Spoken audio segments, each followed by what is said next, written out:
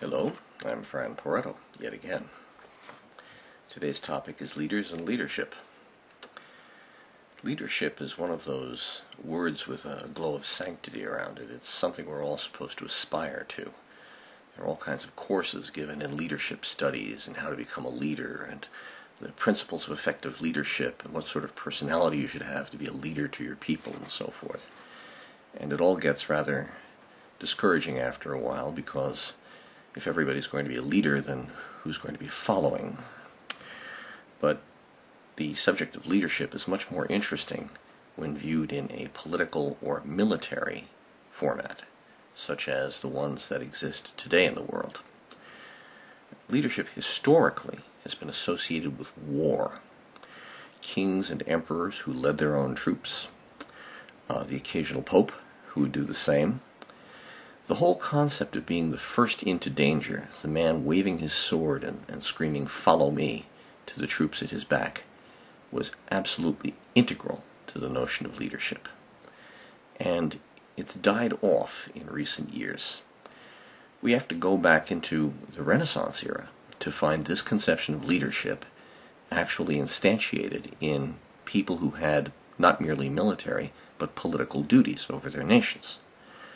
The kings of Europe in the Renaissance era were stay-at-home kings, in contrast to the ones that preceded them in the medieval years.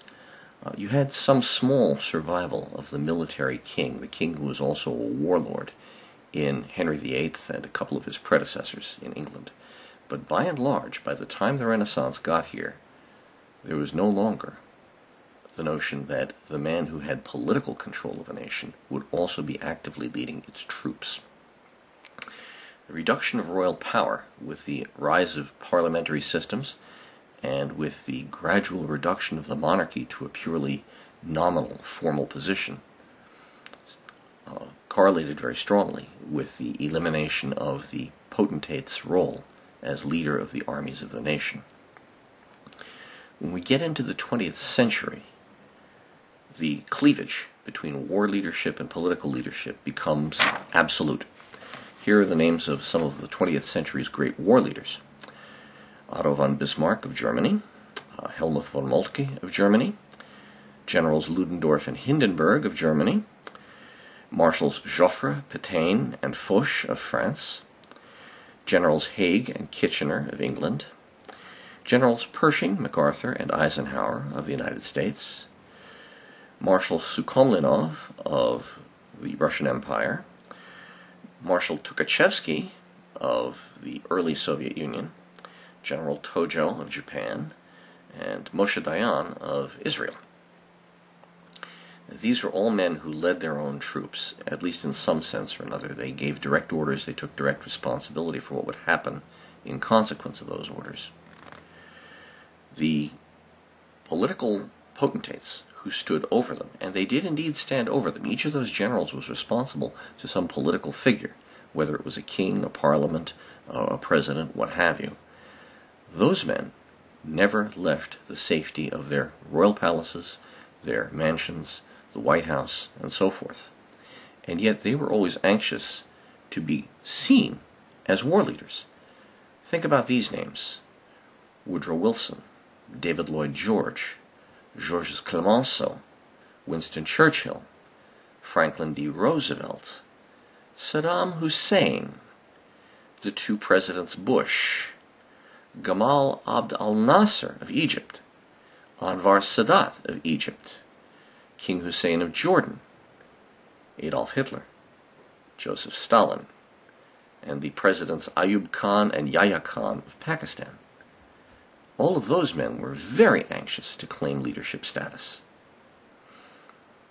In contrast, one great general has risen to political hegemony in an important nation, and that was Dwight Eisenhower of the United States. And he was the most anxious of all to put all war behind him and all the rest of the world. Now let's think for a moment about the consequences of this. During the times when kings were expected to lead their own troops, when they were expected to be at the front of their own cavalries, there was an inherent check on military rashness. and on the willingness to sacrifice your own men, because you would be there among them. You would be at the forefront. You would be exposed to the weapons of the enemy. It was a very useful check on political and military rashness, because the king who stayed home and simply sent an army forward without him often lost his throne. Sometimes he lost his head. Now, it hasn't been that way for a very, very long time. And in consequence, political leaderships have grown accustomed to the notion that reality is entirely plastic to their wills, including the realities of combat and warfare. Let me name a few more names for you. Leonid Brezhnev, Lyndon Johnson, Jimmy Carter. Here were national leaders who blithely sent men into lethal combat, believing that it was their privilege to do so, to send a message to someone, to achieve some ridiculous political gain, and who reaped the whirlwind thereby.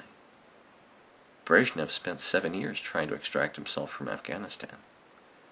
Lyndon Johnson is indelibly associated with Vietnam and the terrible consequences there. And Jimmy Carter, of course, with the failed rescue of the hostages in Iran, has a permanent blot associated with his name as well. None of those men ever left the safety of their homes. None of those men were ever exposed to the weapons of the enemy, yet they felt they had the perfect right to send men into lethal combat for purposes of their own. And no one ever said boo to them. Just how respectable is that? Probably the biggest giveaway concerning the pusillanimity of political leaderships that no longer have a military role is this. Today, international amity is guaranteed by the possession of nuclear weapons by a small number of states. Those states basically guarantee that any conflict that breaks out anywhere in the rest of the world will remain limited. If it grows too large, a great power will become involved and will start fingering the big red button. That is an eventuality no one hopes for. But consider this. Nuclear weapons democratize the battlefield. A political elite cannot be certain that it will survive a nuclear exchange. It threatens them as political elites have not been threatened since the days when kings led their own troops. And so, the political elites of our time spend a considerable fraction of their time trying to remove nuclear weapons from the hands of all countries but their own. Do you choose to be led by such creatures? Or are you merely resolved to endure them? Good night.